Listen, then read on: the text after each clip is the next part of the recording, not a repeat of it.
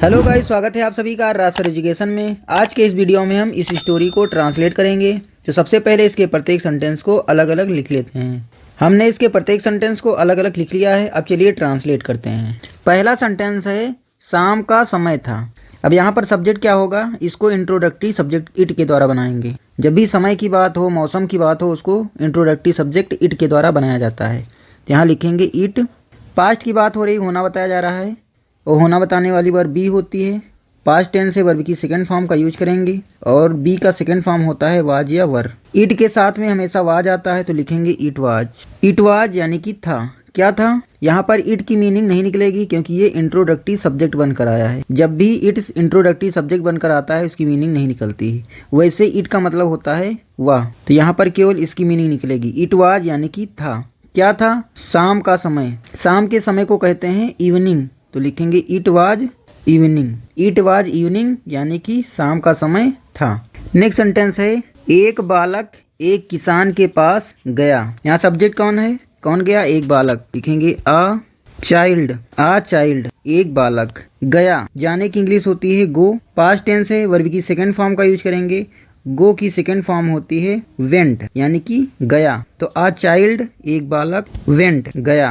कहाँ गया? एक किसान के पास। लिखेंगे to a farmer. To a farmer यानी किसान के पास। तो अ चाइल्ड एक बालक वेंट गया टू अ फार्मर एक किसान के पास। यहाँ पर टू का मतलब क्या है? पास। नेक्स्ट सेंटेंस है उसने किसान से कहा।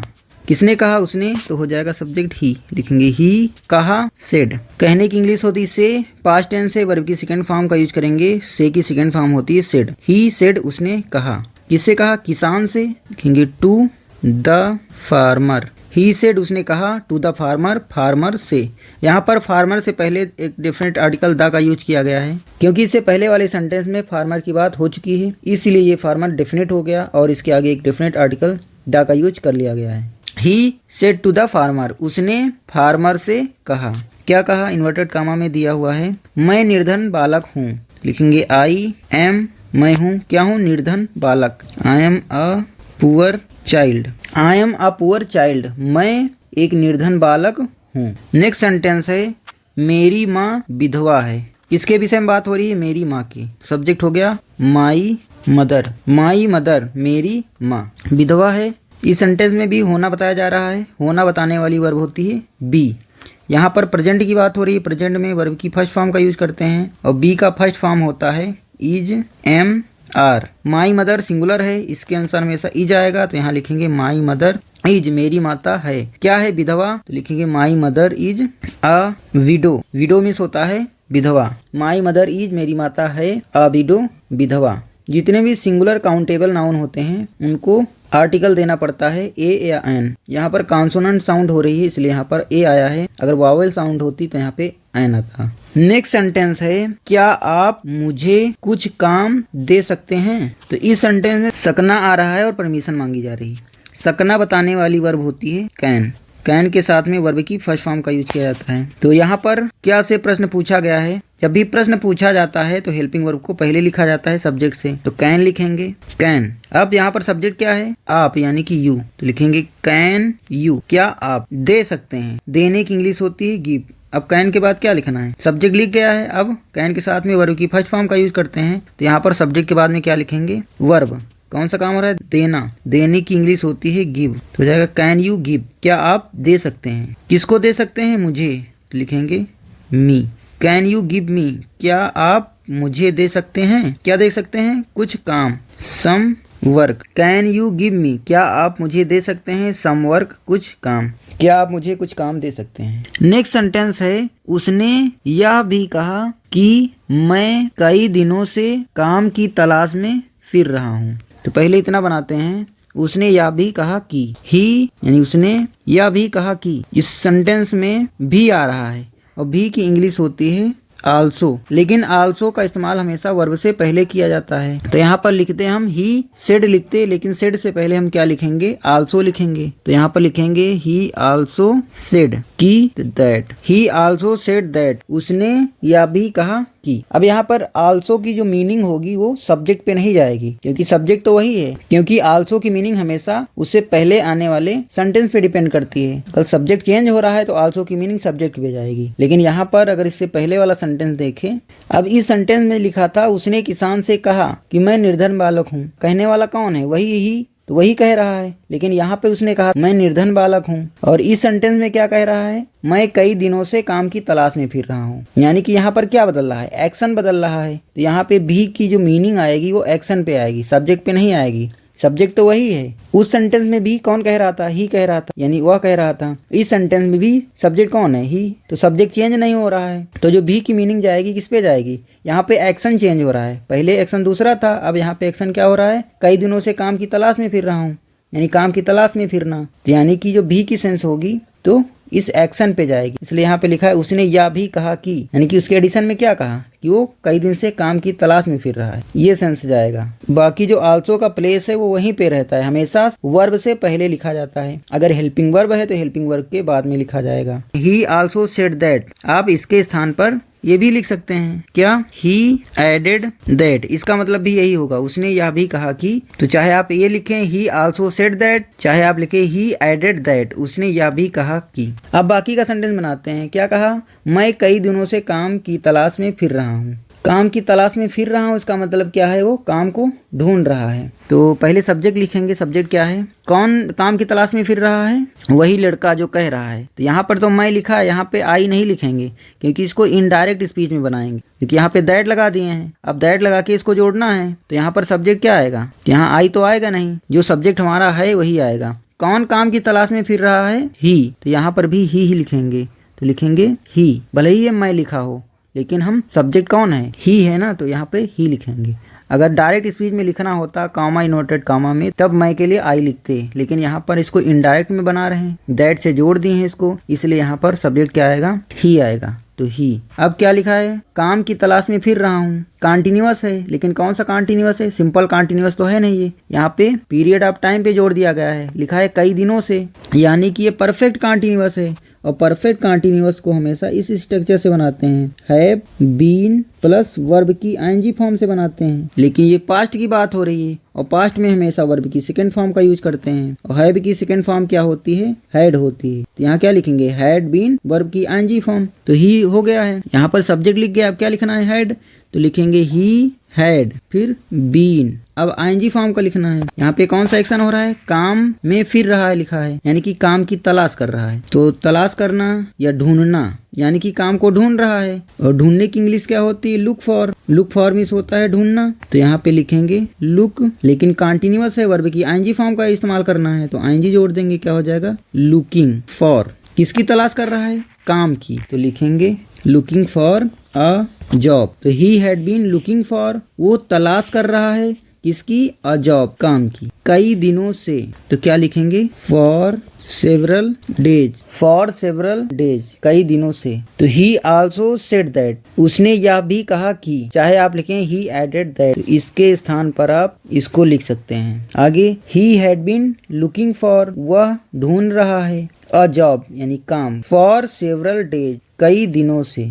नेक्स्ट सेंटेंस है परंतु मुझे कोई काम ना मिला है। तो परंतु तो लिखेंगे बट, मुझे कोई काम नहीं मिला है। किसको काम नहीं मिला है? उसी लड़के को। सब्जेक्ट वही है, तो यहाँ पर अब बार बार सब्जेक्ट नहीं लिखेंगे, अब डायरेक्ट हम सब्जेक्ट के बाद क्या लिखते हैं? वर्ब लिखते हैं। तो इस कंजंक्शन के बाद डायरेक्ट हम वर्ब लिखेंगे। कोई काम नहीं मिला है, यानी कि वो कोई काम नहीं प्राप्त कर पाया है। वो पाना बताने वाली या सकना बताने वाली वर्ब होती है कुड, और कुड के साथ में वर्ब की फर्स्ट फॉर्म का यूज करते हैं, जिसको कुड से बनाएंगे। तो बट अब लिखेंगे, सब्जेक्ट वही है तो सब्जेक्ट नहीं लिख रहे हैं, अब डायरेक्ट वर्ब लिखेंगे कुड। कुड नेगेटिव सेंटेंस है तो नॉट आएगा इसके साथ, तो हो जाएगा कुड नॉट। अब क्या लिखना है? वर्ब की फर्स्ट फॉर्म। यहाँ पर हेल्पिंग वर्ब लिख दी है, मॉडल वर्ब। अब लिखनी है वर्ब। कौन सा एक्शन है? प्राप्त करना, यानी कि मिलना, इसकी इंग्लिश होती है गेट। तो बट कुड नॉट गेट, लेकिन नहीं मिला है। क्या नहीं मिला है? कोई काम, तो एनी वर्क। तो बट लेकिन कुड नॉट गेट, नहीं मिला है या नहीं प्राप्त कर पाया है, एनी वर्क, कोई काम। नेक्स्ट सेंटेंस है किसान ने उससे पूछा कि क्या तुमने कभी खेत में काम किया है? तो पहले इतना बनाते हैं, किसान ने उससे पूछा। तो द फार्मर यानी कि किसान ने उससे पूछा। तो पूछने की इंग्लिश होती है आस्क। पास्ट टेंस है, वर्ब की सेकंड फॉर्म यूज करेंगे, हो जाएगा आस्क्ड। द फार्मर आस्क्ड, किसान ने पूछा उससे, तो him. The farmer asked him, किसान ने उससे पूछा कि क्या। तो की क्या की इंग्लिश होती है इफ, या फिर हम लिखें वेदर। इफ या वेदर का मतलब होता है कि क्या। इनडायरेक्ट स्पीच बनाते हैं तो जब क्या स्टार्टिंग में आता है तो इफ या वेदर लगाते हैं। इसकी मीनिंग क्या होती है हिंदी में, कि क्या, जब इफ या वेदर बीच में आता है। तो द फार्मर आस्क्ड हिम, किसान ने उससे पूछा कि क्या तुमने कभी खेत में काम किया है। यहाँ पर सब्जेक्ट कौन है, कौन काम किया है, वही लड़का यानी कि ही, लिखेंगे ही।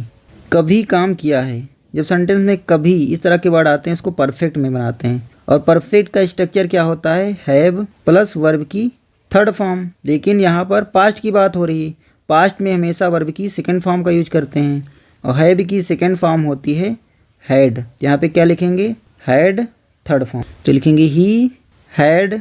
अब थर्ड फॉर्म लिखना है। वर्ब यहाँ पर क्या है, काम करना। काम करने की इंग्लिश होती है वर्क, इसकी थर्ड फॉर्म क्या हो जाएगी, वर्कड। तो यहाँ पे क्या लिखेंगे, वर्कड। लेकिन यहाँ पे कभी आया है और कभी की इंग्लिश होती है ईवर। ईवर मीन्स होता है कभी, और ईवर को हमेशा वर्ब से पहले लिखा जाता है, इसलिए पहले क्या लिखेंगे, ईवर। तो लिखेंगे ही हैड ईवर। अब थर्ड फॉर्म लिखेंगे he had ईवर worked. He had ईवर worked, कभी काम किया है, तुमने कभी काम किया है। तो इफ की क्या, ही हैड ईवर वर्कड, क्या उसने कभी काम किया है। यहाँ पर तुमने लिखा है तो यहाँ पर यू लिखने की जरूरत नहीं, क्योंकि इसको इनडायरेक्ट स्पीच में बना रहे हैं। इनडायरेक्ट स्पीच में बनाएंगे तो जो सब्जेक्ट होगा, और वैसे भी इनडायरेक्ट स्पीच में जो सब्जेक्ट होता है, अगर सब्जेक्ट सेकंड पर्सन है यू, तो वो ऑब्जेक्ट के अनुसार चेंज होता है। तो यहाँ पर ऑब्जेक्ट हिम है तो इसका सब्जेक्ट क्या होगा, ही होगा, इसलिए यहाँ पर सब्जेक्ट ही यूज किया गया है। तो आप अपना एक्शन वर्ब देखनी है, वर्ब का डूअर कौन है उसको देखना है, उसी हिसाब से आपको बनाना है। भले ही यहाँ पे मैं आए, तुमने आए, जो भी आए, या फिर आप इसको डायरेक्ट स्पीच में बना दें, जो लिखा है उसी की मीनिंग यहाँ पर लिखेंगे। लेकिन यहाँ पर इफ कनेक्टर से जोड़ दिए हैं इसको, इसलिए इसको इनडायरेक्ट स्पीच में ही बनाना पड़ेगा, इसलिए यहाँ पर सब्जेक्ट ही आया है। ही हैड ईवर वर्कड, यानी क्या तुमने कभी काम किया है खेत में। तो इन अ फील्ड यानी कि खेत में। नेक्स्ट सेंटेंस है उस लड़के ने कहा कि, तो लिखेंगे द बॉय। अब बॉय के आगे द लगा देंगे, इसी का मतलब हो जाएगा, ये द उसकी मीनिंग दे देगा। द बॉय का मतलब हो जाएगा उस लड़के ने। अब दैट बॉय लिखने की जरूरत नहीं है, क्योंकि इससे पहले बॉय की बात हो चुकी है, उस लड़के की बात हो चुकी है, तो लड़का हो गया डेफिनेट। अब इसको हम जान गए हैं, इसलिए यहाँ पर हम आर्टिकल, डेफिनेट आर्टिकल द का यूज कर लिए हैं, हो गया है द बॉय, यानी कि उस लड़के ने कहा। सेड की that, the boy said that, लड़के ने कहा कि मैं तो अब तक शहर में रहता रहा हूँ।